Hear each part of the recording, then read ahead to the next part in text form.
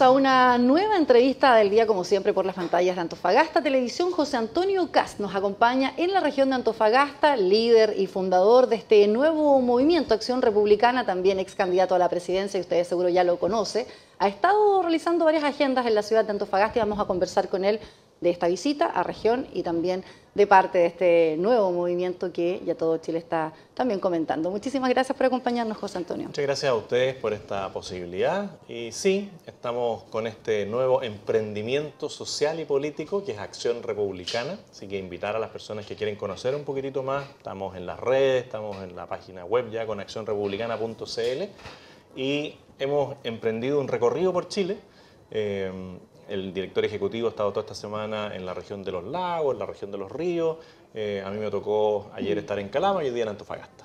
Ahora, José Antonio, justamente hablando de este movimiento, ¿cómo ha sido? Porque el 8 de abril fue el momento en que se lanza, lleva cierto poquito tiempo, quizás no alcanza a cubrir todavía un mes, pero ha sido bien mediático también todas las visitas que en ese marco tuvo a otras regiones también del país.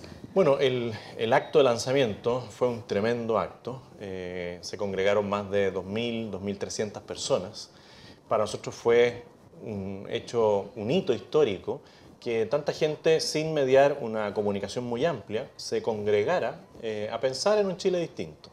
Hemos realizado acciones en distintas comunas. El 3 de marzo iniciamos los cabildos ciudadanos, conversatorios en más de 60 lugares distintos. Y a mí me ha tocado recorrer Chile dando charlas de servicio público y eso generó algo de conmoción en algunos lugares, como en Iquique, por ejemplo, en la Universidad Arturo Prat, donde un grupo muy minoritario de 50, 100 jóvenes, de una manera organizada y coordinada, se juntaron para agredir. Y no querían debate, no querían diálogo, no querían nada, ellos querían agredir y manifestar que en Chile algunos no tenemos derecho a opinar. ¿Cuáles son esas ideas, fuerzas de este movimiento y lo que está generando la odiosidad, decía usted, incluso en algunos comentarios, de ciertos sectores políticos? ¿Qué son esos comentarios o esas ideas, fuerzas dentro de este movimiento que pueden estar como calando en algunos grupos o afectando? Yo no diría que es en contra del movimiento. Hoy día se ha focalizado en mi persona, porque yo di una lucha, un debate de ideas en la campaña presidencial y fui desnudando ciertas situaciones que eran del día a día. Y en concreto en las universidades yo empecé a denunciar que las directivas de muchas federaciones de estudiantes carecían de legitimidad porque eran electos por un porcentaje muy menor de alumnos y la participación estudiantil ha ido bajando permanentemente. Y también defendimos grupos que organizan lo que se llama el voto democrático. Y eso afecta directamente al asambleísmo y a estas minorías bastante violentas dentro de las universidades que ven cuestionado su poder. Y también hemos empezado a cuestionar el uso de los recursos por parte de las federaciones que reciben de las universidades montos importantes de dinero, pero que no hay rendición pública de los gastos que ellos realizan. Y al verse afectados ellos en su esencia, salen con estas frases cliché de que uno en el fondo es alguien que es xenófobo, que es una falta de carteles, ¿no es cierto?, pero que no son capaces de debatir con altura de ideas, porque yo he estado en todos los debates presidenciales, en muchas universidades, y nunca he tenido problema para debatir.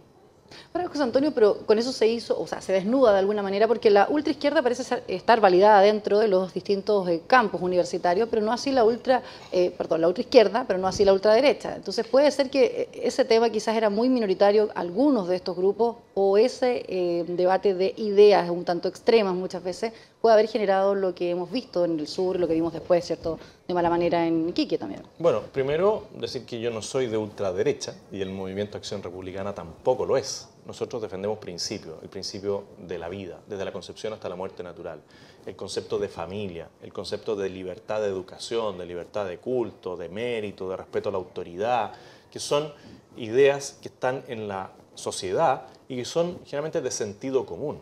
Aquí lo que sí hay es una izquierda ideológica que no es capaz de sentarse en una mesa como estamos nosotros dos y debatir. Bueno, alguien puede ser partidario del aborto y alguien puede ser contrario al aborto, pero eso no tiene por qué generar violencia. Y aquí nosotros lo que estamos haciendo en la universidad ni siquiera es hablar de esos temas.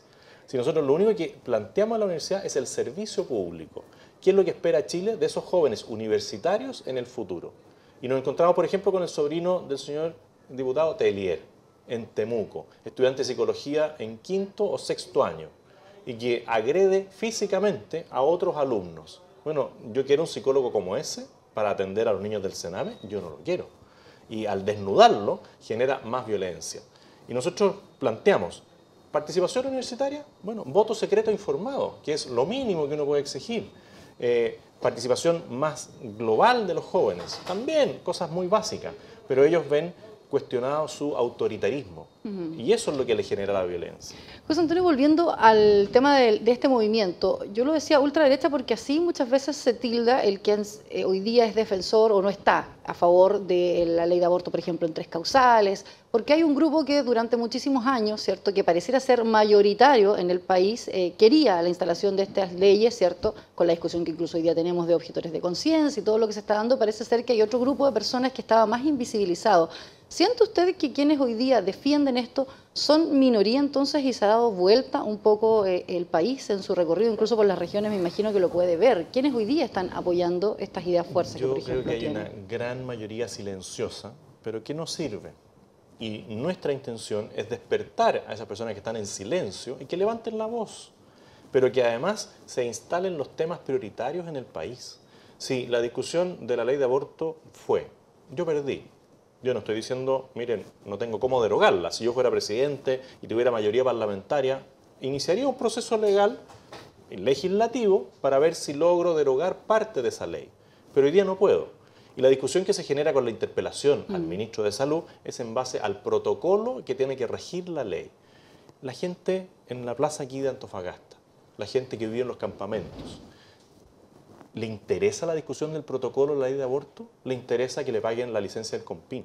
¿Le interesa que en el consultorio haya horas suficientes? ¿Le interesa que el servicio médico legal aquí sea más eficiente para la atención de las personas cuando pierden a alguien? ¿Le interesa que la educación sea de calidad?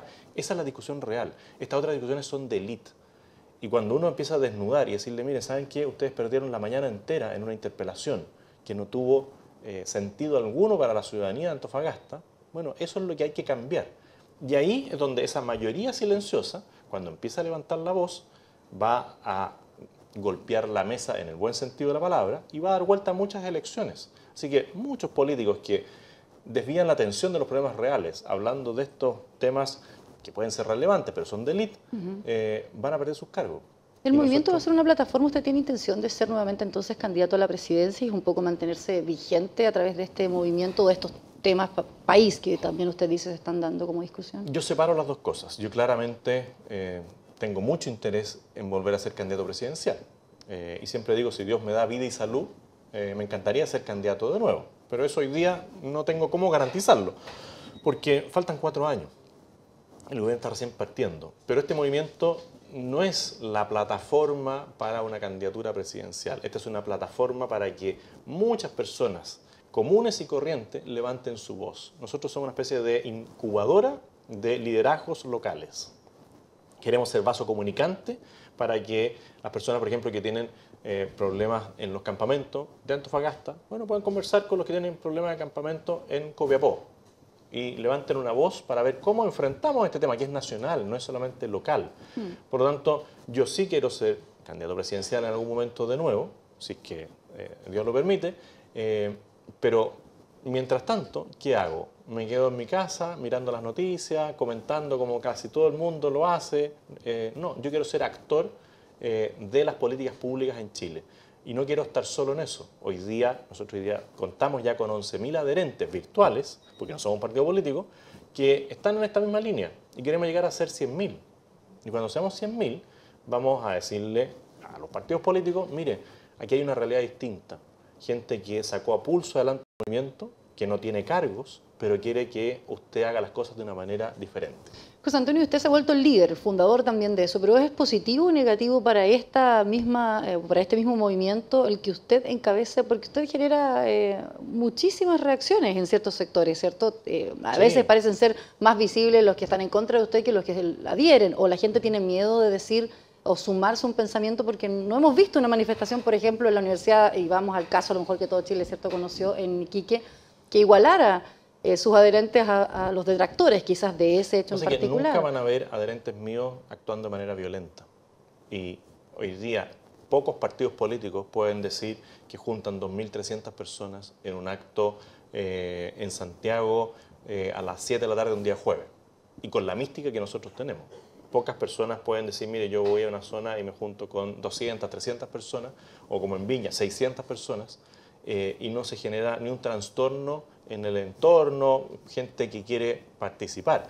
Y si es bueno o malo, claramente no es la idea de que yo sea el que lidere esto permanentemente, pero es obvio que saliendo de una campaña presidencial, habiendo obtenido un resultado sorprendente para las personas, más bajo de lo que nosotros habríamos querido, casi un 8% de los votos, yo tengo hoy día la posibilidad de ser más atractivo o interesante para los medios de comunicación. Pero vamos haciendo el traspaso, porque así yo partí también diciendo, mire, esta semana Antonio Barquesi, director ejecutivo de Acción Republicana, estuvo en Valdivia, en Osorno, en Puerto Montt, tuvo reuniones con las autoridades locales, con los adherentes. Hoy día yo estoy en Antofagasta y Calama con José Mesa, que es el director territorial de la agrupación, que va conociendo gente, si nosotros tenemos menos de un mes. Entonces yo tengo que ir traspasando también los conocimientos y los contactos de las personas que he conocido para que estos jóvenes liderazgos, voces nuevas, vayan tomando un rol más activo. Ahora, José Antonio, usted dice, claro, es menos de un mes, pero ha sido un mes muy mediático. Y de hecho yo le quiero preguntar, o sea, después de lo de Iquique, ¿hay algo que cambia para usted? Yo por eso le preguntaba por su liderazgo actual dentro del movimiento, o ser usted quien encabeza, ¿verdad?, la difusión de lo que ustedes hoy día están haciendo. Bueno, claramente hubo un cambio en las precauciones que uno toma para poder enfrentar a estos grupos violentistas. ¿Necesitó apoyo psicológico después de eso? No.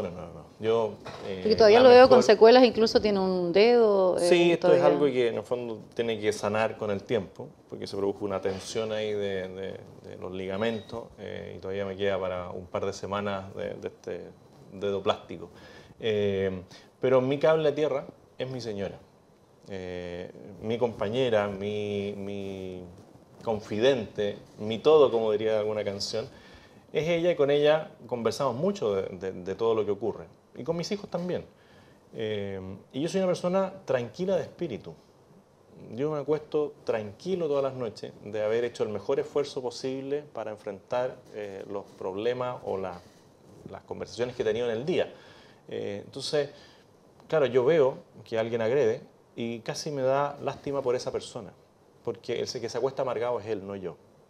Porque cuando uno gira su vida en torno a la violencia, uno se perjudica a sí mismo. Yo soy una persona que quiere transmitir valores positivos. Quiero compartir mi experiencia de vida y si a alguien le sirve eso, bienvenido. Entonces, los psicólogos, los psiquiatras, los asesores espirituales son muy importantes. Y cuando yo lo necesito, yo no tengo problema en decir, oye, mira, te recomiendo tal psicólogo, te recomiendo tal psiquiatra, te recomiendo tal pastor o tal sacerdote, que te pueda dar ese apoyo que a veces uno necesita. Pero después de esta situación, claramente no lo necesitamos. Pero su discurso ha cambiado, porque usted se ha tomado algunas precauciones. De hecho, suspendió una actividad acá, sin ir más lejos, en Antofagasta, en la Universidad Católica, porque hay posibles riesgos. En la Universidad del Norte, porque la Universidad de Antofagasta, porque al solicitar la sala por parte de los jóvenes que me habían invitado, ya se les generó un bullying virtual y local tan alto que también es exponerlos a ellos. Y la idea no es darle más tribuna a los violentistas. Entonces nos juntamos ahora durante el día con 20 jóvenes, almorzamos en el mercado y generamos ideas, propuestas de lo que se puede hacer para adelante. Y quizás en el segundo semestre las aguas ya se calmen un poquitito y yo pueda venir a un debate real dentro de la Universidad Católica del Norte o dentro de la Universidad de Antofagasta, donde ya haya quedado más en evidencia quiénes han sido los que ejercen la violencia. Así que mi día a día... Porque hoy día parecen estar relegados así, o sea, buscando espacios donde no sean visibles el juntarse, porque puede provocar, ¿cierto?, el que algunos reaccionen de manera... Es que eso es la realidad que viven muchos alumnos hoy día. El asambleísmo en las universidades es la ley del más fuerte. Si quienes van a la asamblea, 100 personas, 200 personas, 300 personas, menos del 5% del universo de la universidad. Y en esas asambleas se decide la toma, se deciden los paros que perjudican a todos los alumnos. ¿Por qué no vamos a una votación en una secreta de si se va a paro o si se va a toma? Porque no se atreven. Aquí en las universidades la tecnología ya debería tenernos en el voto electrónico. No, no, no, aquí es a mano alzada para que yo vea. Y si tú levantas la mano en una situación distinta a la que a mí me parece, yo voy y te agredo. Bueno, esa es la realidad en las universidades tan modernas, tan dialogantes que se vive hoy día. Y las autoridades de la universidad también tienen responsabilidad, porque los rectores no han tomado ninguna medida en contra de los violentistas y permiten que esto siga. Y además algunos lo financian. Es como las barras bravas de los clubes deportivos. Bueno, aquí los rectores van a tener que empezar a responder en algún momento por los recursos que le traspasan a las federaciones y que desde la federación violentan a sus alumnos. José Antonio, ya que estaba en Antofagasta, cambiando de tema de lo que hemos estado conversando, ¿cuál es la visión que usted tiene, por ejemplo, de los temas migratorios y los temas campamentos? Dado que también, de alguna manera, usted adscribe al gobierno que está de turno, viene de ese sector, pese a que ha marcado muchas veces diferencias también. Yo voté por Sebastián Piñera, trabajé entre la primera y la segunda vuelta para que Sebastián Piñera triunfara por sobre Alejandro Guillé, senador local, que tuvo una muy mala intervención en todo el tema con Bolivia, se ha dicho de paso, y a mí me interesa que el gobierno le vaya bien. En el tema migratorio, yo estoy de acuerdo con las normas, con lo que se ha planteado, de regularizar a las personas que ya están en Chile. Aquí tuvimos 4 años donde no se hizo nada, y había una política no de puertas abiertas, de sin puertas. Y claramente termina el gobierno Bachelet, termina el tráfico de personas desde Haití a Chile a través de la aerolínea LO, terminan las mafias, se descubren ciertas mafias que uno denunciaba, pero la gente no decía, no puede ser, era. Por lo tanto, uno tiene que regularizar a las personas que ya están, expulsar a 300.000 personas es imposible, no hay fondos, no hay medios, no hay medio de transporte, por lo tanto, tienes que asumir una realidad, regularizarla, pero decir, de aquí para adelante la cosa cambió. Y nosotros vamos a tener visas en origen desde Haití, donde hay un problema humanitario serio, y visas en origen desde Venezuela, donde hay un problema político grave. Y el resto de las personas tendrá que cumplir con la normativa establecida. Y si alguien entra como turista, tendrá que salir como turista. Pero la línea se tiró ahora. Y se derriba un poco el mito porque desde las organizaciones migratorias y desde algunos, incluso diputados de esta zona de izquierda hoy día, decían que, claro, con la instalación de este nuevo gobierno obviamente se iba a restringir, que es lo que uno podría ver que está pasando. Otros hablan de ordenamiento, pero se decía que se va a vulnerar finalmente el derecho del que quiere migrar. ¿Cómo ve usted esa tensión que hoy día en el fondo existe? Es que se usan muchos conceptos y se confunde la opinión pública. Sí, hay un derecho de cruzar las fronteras, pero también hay un derecho de la nación de proteger sus fronteras. Si yo tengo una política de puertas abiertas y tengo capacidad hospitalaria para 100.000 personas y de un año para otro paso de 100.000 a 150.000 y no hago la provisión para poder aumentar mi capacidad de atención en salud, perjudico a los que vienen y a los que están. Y esa es la teoría de la izquierda, empobrecernos a todos, igualemos hacia abajo. Yo quiero igualar hacia arriba. Y si alguien viene a Chile, que tenga condiciones de vida decentes. No es aceptable que un migrante pague 80.000 pesos por una cama, arriendo mensual, y que en la misma pieza hayan 4 camas. Eso es un abuso. Y eso estaba ocurriendo. Y hoy día tú hablas con las personas que ya están residiendo en Chile y te dicen, nosotros estamos de acuerdo con esta política migratoria porque se está perjudicando a los que vienen y a los que están. Y en el tema de los campamentos, bueno, son realidades muy distintas a lo largo de Chile y también en Antofagasta. Yo hoy día tuve la posibilidad de estar, por ejemplo, en la macrozona de Villa, de la población. Tenemos muchísimas, no lo podría a lo mejor ayudar con. Balmaceda, pues. No, la que está en la zona sur, la macrozona de Villa, de la población, coherencia, consistencia. No, acá arriba tenemos otros campamentos, pero bueno, es una zona. Pero es una macrozona que hay aquí arriba en Antofagasta, que está en la zona sur, debajo de la subestación. Esa realidad es distinta a la chimba. Porque bueno, claro, ese puede ser el macrocampamento Balmaceda, que está en las torres de alta tensión hoy día. Claro, porque ahí hay una urbanización realizada por las mismas personas y las calles son anchas. Hoy día tienen agua potable, en una condición precaria, pero tienen agua potable, tienen luz eléctrica, con empalmes domiciliarios. Por lo tanto, ahí uno debería tratar de avanzar en lo que podría ser una radicación. Pero cuando uno va a otros sectores donde hay pasajes muy angostos, donde no hay ninguna posibilidad de generar una vialidad urbana, bueno, ahí uno tiene que pensar en la erradicación. Son realidades distintas, pero la autoridad tiene que buscarle soluciones, no solamente parches. Porque cuando vemos lo que ha ocurrido en los últimos años, son puras mesas de diálogo y no avanzan mucho.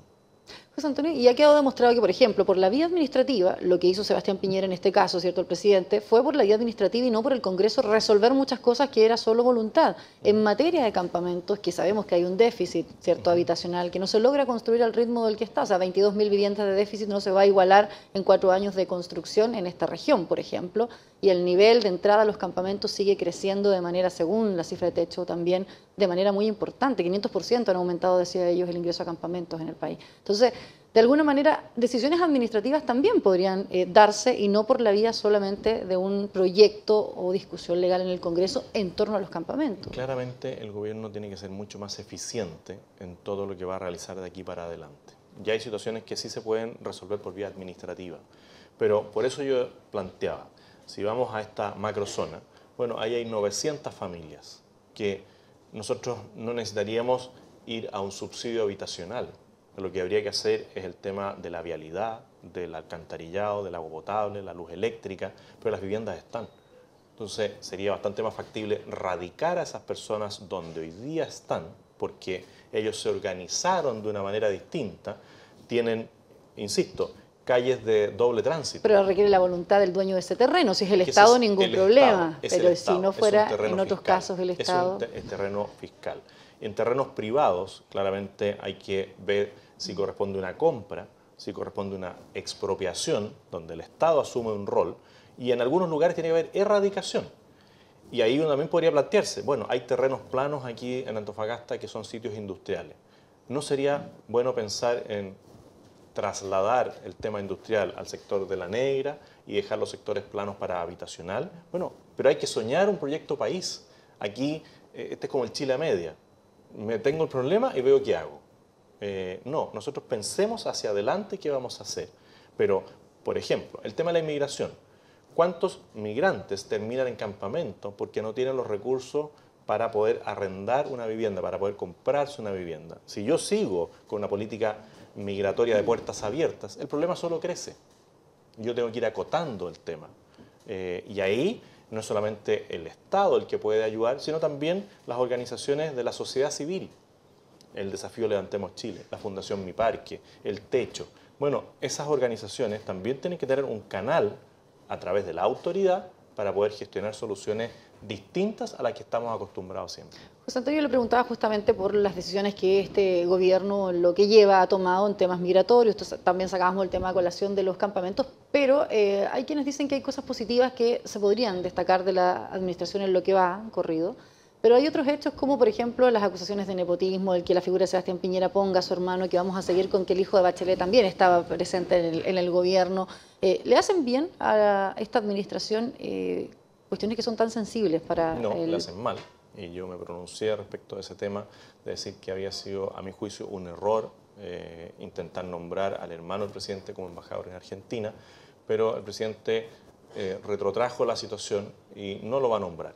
O sea, porque solo dijo porque se iba a demorar el tribunal. Bueno, pero yo creo que es una buena señal que haya recapacitado. Digo, mire, yo no voy a esperar los 6 meses, sino que no lo voy a nombrar. Porque eso le da una señal al resto de los actores políticos de que no es correcto de que los familiares tomen cargos de responsabilidad, más allá de que pueden tener todas las capacidades, pero la gente está cansada. ¿Y se debería legislar sobre el nepotismo, bueno, dejar fijo que en realidad eso no sea una práctica que pareciera ser habitual en nuestros gobiernos? Yo en agosto del año 2017 presenté un proyecto que se llama la Ley Antipitutos. Y ahora el tema reflotó porque Evópoli también está presentando un proyecto de ley en la misma línea. Y yo me alegro de que este día sea un tema país. Dentro de las cosas que la gente plantea en las encuestas, la corrupción va como en el 4º lugar. Y la gente ve como corrupción el nepotismo y la pitutocracia. La mistocracia. Por lo tanto, hay que empezar a legislar. El proyecto que yo presenté apuntaba a los que eran electos, senadores, diputados, alcaldes, core, concejales, que no usufructuaran de la parte administrativa para instalar a sus parientes. Hay que avanzar. Yo creo que la discusión que se está dando ahora es buena, es positiva, y al menos ya Evópoli y Renovación Nacional han señalado que quieren avanzar en esa materia de legislar en el tema del nepotismo, y yo lo aplaudo. Otro tema país, y se está discutiendo hoy día, ¿cierto?, es el derecho a resguardar una infancia, no como lo hemos visto, ¿cierto?, en las últimas décadas. ¿Está de acuerdo con algunas de estas ideas que estaban en el Congreso en algún minuto? Por ejemplo, hoy día se habla, ¿cierto?, de que no prescriban este tipo de delitos. La pena de muerte ha surgido nuevamente en el debate, la castración química. En estos tres aspectos, ¿cuál es la mirada que también usted busca imprimir con este movimiento a la discusión? Bueno, en esto un precursor en los temas de abusos de menores fue el senador Walker, Patricio Walker. Y él iba avanzando en la línea de que los delitos contra menores de edad, delitos de abusos, fueran imprescriptibles. Y yo soy partidario de eso. Quizá uno puede dar un primer paso, de decir que desde la mayoría de edad haya un periodo más largo para la denuncia, pueden ser 10 años, y lo ideal es que sean delitos imprescriptibles, porque a veces cuesta mucho salir del círculo de la violencia, y cuando uno sale, recuperarse de eso para hacer la denuncia, pasa mucho tiempo. Por lo tanto, yo en eso sí creo que es la línea correcta. Después, los proyectos de ley que abordan el tema del Sename, este gobierno le dio urgencia al tema de separar niños vulnerables de niños infractores de ley. También le dio urgencia a una comisión respecto de la vulnerabilidad de la infancia, y empiezan a tomar medidas tan concretas como decir, bueno, hagamos el trabajo que le corresponde al Ministerio de Salud, al Ministerio de Educación, para ver qué tipo de daño de salud, daño psicológico puedan tener los niños que están en centros del Sename, de organismos colaboradores o en familias guardadoras. Si uno pudiera ponerle un acelerador a esto, yo lo haría de todas maneras. Más que hacer comités políticos, yo haría comités de seguridad ciudadana y comités de urgencias sociales. Y claramente una es el tema de la infancia vulnerada.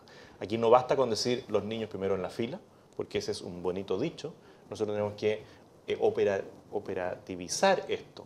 Y aquí, por ejemplo, Seremi de Salud, Seremi de Educación, debieran estar haciendo el catastro ellos mismos en terreno de lo que está ocurriendo. Y pena de muerte y castración química, por ejemplo, que son temas para algunos que suenan extremos como el de la pena de muerte, pero que uno escucha en las marchas hoy día a muchos ciudadanos pidiendo efectivamente que esto sea yo soy contrario a la pena de muerte. Y firmé hace más de 10 años un compromiso de que iba a defender la vida de la Concepción hasta la muerte natural, y respeto mi palabra y mi firma. No como otros que firmaron el compromiso y después votaron a favor del aborto, como la senadora Goich. Y en esa línea, la castración química yo sí creo que puede ser un camino real.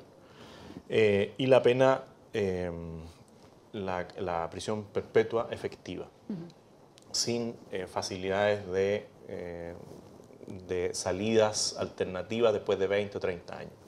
¿Puede ser perjudicial el que entra a la discusión legislativa en la pena de muerte? Porque podríamos estar en trabajos ahí muchísimos años más. Quizás es más fácil decir el aumento de penas, pero hay quienes no confían en una cárcel efectiva, como lo diría un ciudadano común y corriente. Lo que pasa es que yo creo que lo peor que uno puede hacer es legislar sobre caliente en materias como esta. Porque hoy día claramente es popular ser partidario de la pena de muerte. Después del crimen de Ámbar, del crimen de la pequeña Sofía, de lo que vimos en Valparaíso. Bueno, claro, yo salgo diciendo soy partidario de la pena de muerte, y los índices de aceptación ciudadanos subirían, porque es un clamor de las personas, pero ¿es la solución? ¿Ámbar estaría viva si hubiera pena de muerte? No, todos tenemos un grado de responsabilidad, porque la institucionalidad ha llegado tarde. Nosotros deberíamos lograr que los consultorios reaccionen antes, los establecimientos educacionales reaccionen antes, los vecinos reaccionen antes, porque muchas veces pasan por alto situaciones que son evidentes y nadie dice nada. Bueno, yo creo que cada uno tiene que empezar a asumir su responsabilidad. Hay un autor, que es el criminal, que merece una sanción, que ojalá tenga pena de prisión efectiva perpetua, que ojalá pudiéramos avanzar en lo que es la castración química, pero nosotros como ciudadanos también tenemos una responsabilidad. Muchas veces la gente habla de los organismos colaboradores del Sename y no conoce uno.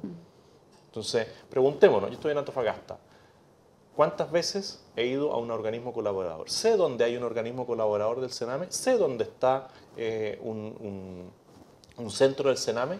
La gente muchas veces habla. Y eso es decisión del Estado también de difundir, porque no es un ciudadano, o del ciudadano de informarse, cree usted. Yo creo que es una vía bidireccional, porque en Chile estamos muy acostumbrados a decir que es responsabilidad de otros, pero nosotros muchas veces no nos preocupamos de lo que está pasando un poquito más allá de nuestra casa, de nuestro metro cuadrado. Si yo realmente quiero preocuparme de la infancia vulnerada, sería bueno que supiera al menos dónde en mi zona hay hogares que trabajan con niños vulnerados. Ahora, José Antonio, ¿cómo se entiende también la revictimización que muchos dicen, ¿cierto?, de adolescentes vulnerados, chicas que han sido violadas y, por ejemplo, ahí aplica la ley, ¿cierto?, de aborto en 3 causales y que hoy tengamos a muchos objetores diciendo que no van a ser partícipes de eso? Es una revictimización cuando se decide ahí por parte de esa chica o de esa familia tomar esa vía y esa decisión. ¿Cómo también se explica a la ciudadanía algo que por un lado uno pareciera estar apoyando y por otro pareciera ser contrario a lo que se está planteando? Bueno, yo soy contrario al aborto en todas sus causales. Y siempre la piedra de tope es el delito más desdeñable, más violento, que es la violación. Bueno, ¿qué hacemos nosotros para prevenir la violación? ¿Qué hacemos nosotros para prevenir el abuso infantil? Muy poco, porque muchas veces la misma institucionalidad no funciona y una niña de 12 años que queda embarazada es fruto de abusos reiterados, generalmente de algún familiar, que no fueron pesquisados ni por el consultorio, ni por el establecimiento educacional. Nadie hizo nada hasta que esa niña violentada queda embarazada. La pregunta es, ¿la solución es el aborto para esa niña? ¿Esa niña queda mejor en su vida después de que abortó? Yo creo que no. Yo creo que el drama psicológico que eso genera en una persona es algo que no se borra. Y ahí es donde está el debate. Y por otro lado, la ley contempla la objeción de conciencia. Si yo soy médico y me comprometí a resguardar la vida, ¿me pueden obligar a matar? Yo tengo derecho también a ser objetor de conciencia, como hay objeción de conciencia para el servicio militar. Bueno, ¿cómo no va a haber objeción de conciencia para un homicidio? ¿Y qué futuro ve? ¿Cómo se va a destrabar esto si hay ciudades donde todos los médicos de esa ciudad se han declarado objetores de conciencia y alguien quisiera, por a lo mejor un derecho que también le pertenece, el decidir sobre eso, no va a poder hacerlo? Bueno, ¿y cuál es la alternativa? ¿Sacar a todos los médicos del servicio de salud, que es lo que proponen algunos? Bueno, ¿y qué pasa con los niños que tienen cardiopatía? ¿Qué pasa con los partos? ¿Qué pasa con toda la atención de salud que es mayoritaria? Porque aquí no por eso, pero ¿vale el derecho de esos 10 médicos o el derecho de esa persona que busca vía, ¿cierto?, judicial, o sea, también hoy día legal, poder abortar en caso de una violación? Bueno, es en igual ese caso, importante, ¿no? Yo no puedo obligar a un médico a matar, porque yo estoy ejerciendo mi derecho de trabajar en lo que yo estudié, que es salvar vidas. El camino en ese caso tendrá que ser buscar una alternativa en una ciudad distinta, en un centro médico distinto, porque aquí la discusión incluso se dio respecto de la Universidad Católica y su hospital, o el hospital parroquial en San Bernardo, o el hospital en Panguipulli, donde como institución dice nosotros no vamos a practicar aborto. Y la izquierda dice entonces quítenle los fondos. Bueno, y un niño que tiene una cardiopatía aquí en Antofagasta y tiene que ser operado en la clínica de la Universidad Católica, ¿ya no lo va a poder hacer? Pero por eso es el mismo derecho que se podría igualar, que esa niña que quiere abortar producto de una violación tampoco lo va a poder hacer. Esa niña, si que tomara esa decisión tan dramática de decir abortar y pasar a ser víctima del aborto, tendrá que irse a un hospital distinto. Pero lo que la gente tiene que entender, que si el Estado le quita los recursos a la universidad, al hospital de la Universidad Católica, está perjudicando a todos los ciudadanos que recibieron una atención, una prestación médica en esa institución de salud que rechaza el tema del aborto porque es una institución de iglesia y la iglesia está por la vida, no por la muerte. Por lo tanto, si yo Estado quiero que esto surja, no lo tengo que hacer a costa de perjudicar la calidad en la atención de salud de las personas que no van por un aborto, sino por una operación al corazón de un niño, sino por una cama de la UTI en ese lugar, que no está en los servicios públicos. José Antonio, quiero agradecerle el que nos haya acompañado en esta entrevista y también preguntarle si va a seguir con esta gira o cuándo podría estar nuevamente tal vez en la región de Antofagasta, porque recorrió Calama y la ciudad. Sí, bueno, nosotros seguimos en gira permanente y yo espero que ya el segundo semestre, cerca de agosto, poder estar aquí, pero con bastante más tiempo, no solamente o de manera bastante más pública, que era lo que comentábamos también, que se imposibilita a veces hacer. Claro, yo creo que en agosto ya la gira no va a ser de 2 días, sino que va a ser de 4 o 5 días para recorrer también el interior y llegar hasta Ollagüe. Muchísimas gracias de nuevo, José Antonio. Muchas gracias. Gracias a ustedes también por seguir diariamente nuestras entrevistas. Los invitamos a que continúen en nuestra programación y nos reencontramos en una siguiente oportunidad.